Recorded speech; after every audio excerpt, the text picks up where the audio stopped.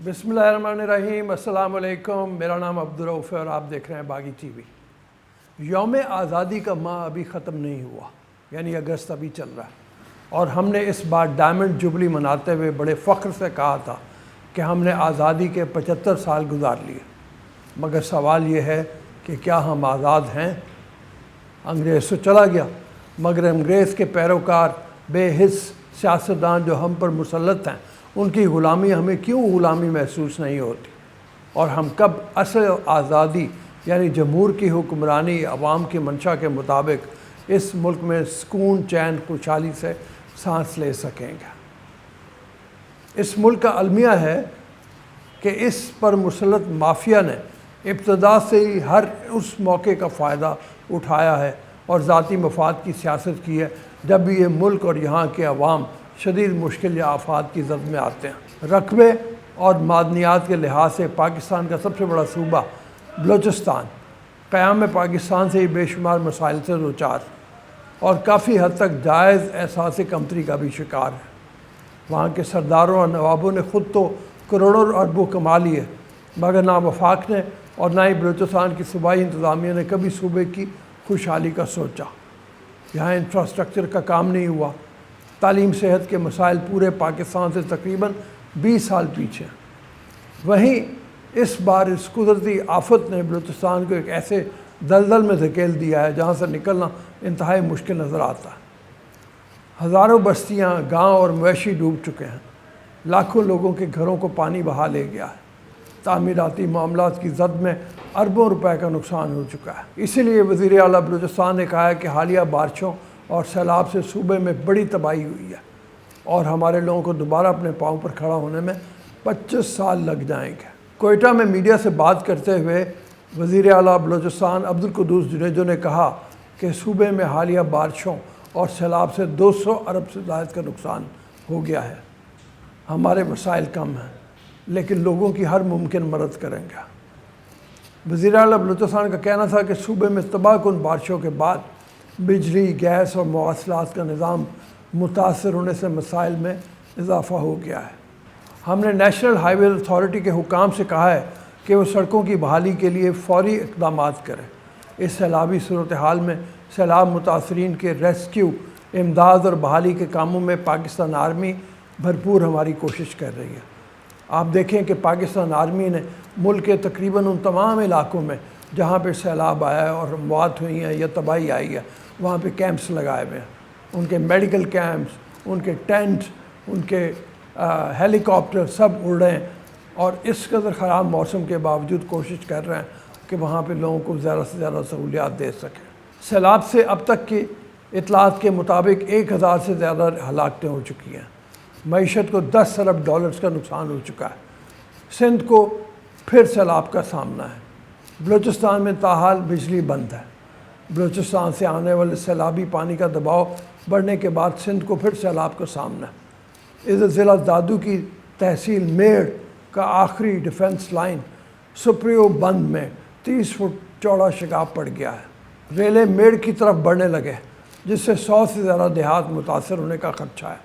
पानी का दबाव कम करने के लिए हुकूमत सिंध ने जूही कनाल में शिगाफ डाल दिया।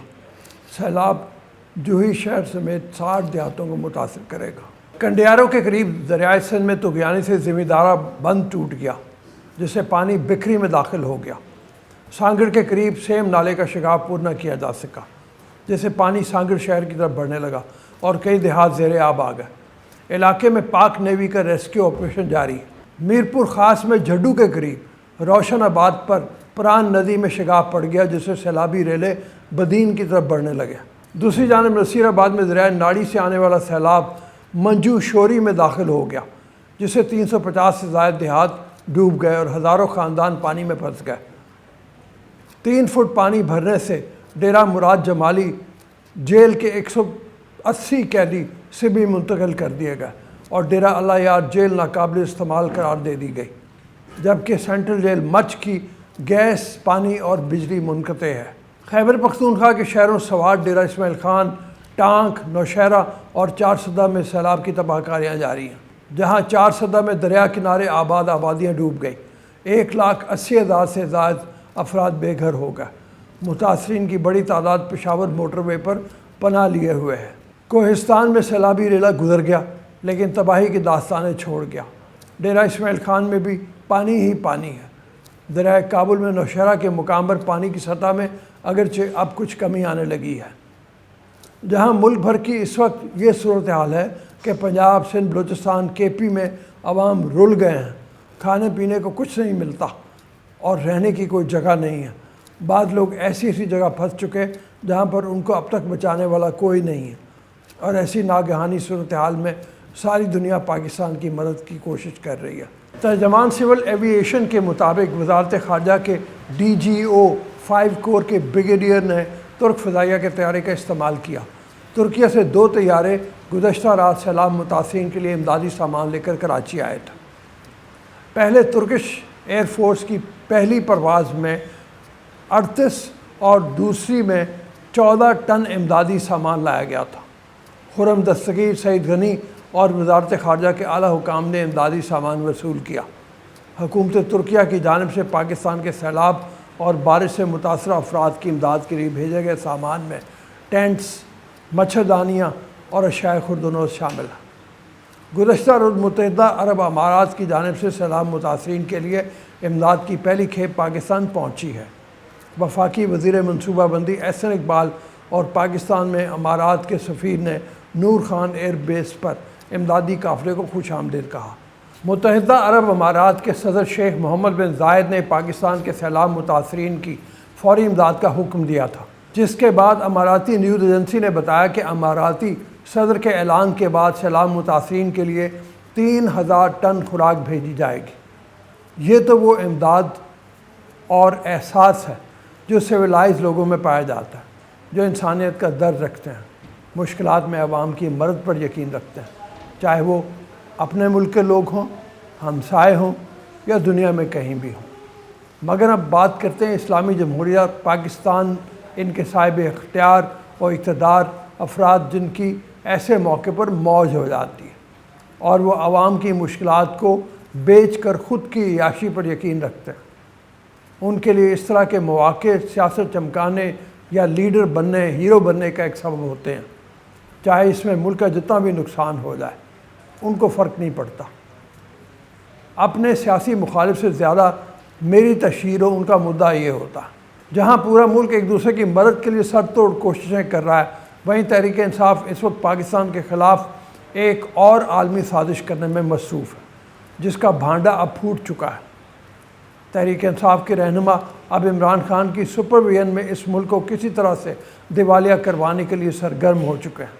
خدا جانے یہ مخالفین سے تعصب ہے یا ملک سے نفرت۔ البتہ ہم کسی کی حب الوطنی پر سوال اٹھانے کے قائل بالکل نہیں، مگر اقدامات اور الفاظ و عوامل ہر شخص کے کردار اور سوچ کی عکاسی کرتے ہیں۔ بین الاقوامی مالیاتی ادارے IMF کے ایگزیکٹو بورڈ کا اجلاس آج واشنگٹن میں ہوگا، جس میں پاکستان کے 7ویں اور 8ویں جائزے کے بعد سٹاف لیول معاہدے کی منظوری دیے جانے کا امکان ہے۔ منظوری کی صورت میں پاکستان کو فوری طور پر 1 ارب 17 کروڑ ڈالر کا قرض جاری ہونے کا رکا ہوا پروگرام بحال ہو جائے گا۔ پاکستان نے پروگرام کی مدت میں 1 سال کی توسیع اور قرض کی رقم میں 1 ارب ڈالر اضافے کی درخواست دے رکھی ہے۔ بورڈ کے اجلاس میں سعودی عرب کے قرض کا کوٹا بھی پاکستان کو دیے جانے کا امکان ہے، لیکن وہیں اس وقت سابق وزیر خزانہ شوکت ترین، تیمور جھگڑا اور محسن لغاری کی مبینہ طور پر ایک آڈیو سامنے آ گئی ہے، جس کو ملک دشمنی میں اس حد تک آگے نکلا ہوا اقدام کہنا پڑے گا کہ شاید تاریخ میں ملک کو ایسی حالت میں بھارت نے بھی کبھی اتنا نقصان نہ پہنچایا ہو۔ پاکستان کے خلاف انتہائی گھناؤنی اور مکروہ سازش بے نقاب ہو گئی ہے۔ شوکت ترین اور وزیر خزانہ پنجاب محسن لغاری کی گفتگو لیک ہوئی ہے۔ شوکت ترین کا اس کال میں کہنا ہے کہ IMF کے ساتھ جو معاہدہ PTI حکومت نے کیا ہے اسے منہ کر جائیں۔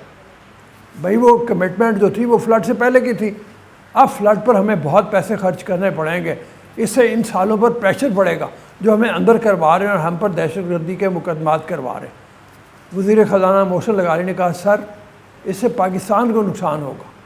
شوکت ترین نے کہا یہ تو ضرور ہوگا، IMF کہے گا یہ پیسے کدھر سے پورے کریں گے، اگر وہ ہمیں مسٹریٹ کر رہے ہوں گے تو ہم ان کو، آگے چل کے محسن لغاری نے کہا کہ سوشل میڈیا سے زیادہ پاورفل ٹول کوئی نہیں ہے، پر شوکت ترین کا کہنا تھا کہ یہ تو ریلیز کرنے کی ضرورت ہی نہیں ہوگی، وہ خود ہی سوشل میڈیا پر وائرل ہو جائے گا۔ ایسا نہ نظر آئے کہ ہم ملک کو نقصان پہنچا رہے ہیں، اس کا خیال کرنا پڑے گا۔ تحریک انصاف کے رہنما شوکت ترین اور تیمور جھگڑا کی آڈیو وائرل ہوئی ہے، جس میں ایک لیٹر کے بارے میں بات ہو رہی ہے۔ شوکت ترین تیمور جھگڑا سے پوچھتے ہیں کہ آپ نے وہ خط بنا لیا، جس میں تیمور نے کہا کہ میں ابھی بناتا ہوں، میں راستے میں ہوں، ابھی بنا کر بھیجتا ہوں۔ شوکت ترین کا کہنا تھا اس لیٹر سے ہمیں بہت فائدہ پہنچنے والا ہے، پورے خیبر پختونخوا کا بیڑا غرق کر دیا ہے۔ شوکت ترین کہتے ہیں پہلا پوائنٹ آپ نے بنا لینا ہے، دوسرے آپ نے پہلے سے بنائے ہوئے، ہمیں بہت پیسے چاہیے، پیسے خرچنے ہوں گے۔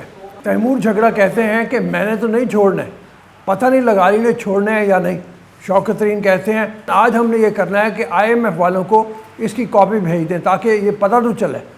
شوکت ترین یہاں آڈیو میں گالی دیتے ہیں۔ اب سوال یہ پیدا ہوتا ہے کہ وہ لاکھوں لوگ جو عمران خان کو مسیحا سمجھے بیٹھے ہیں اور ملک کا درد رکھنے والے سمجھے بیٹھے ہیں، اس آڈیو کے بعد بھی اگر نہ سمجھ پائیں تو پھر کہتے ہیں کہ سوئے ہوئے ضمیر کو تو بیدار کیا جا سکتا ہے، مگر غالباً اس قوم کا ضمیر مر چکا ہے اور مرے ہوئے ضمیر کا تو صرف جنازہ ہی پڑھایا جا سکتا ہے۔ یہ ہے وہ اصل حقیقت جو آشکار ہو چکی ہے۔ یہ ٹیپس آپ بھی سنیں اور پھر خود فیصلہ کریں کہ عمران خان اور ان کے حوالیوں کا کیا کرنا چاہیے۔ ابھی اجازت دیجیے، اگلے ولاگ میں پھر ملیں گے۔ اللہ حافظ و ناصر۔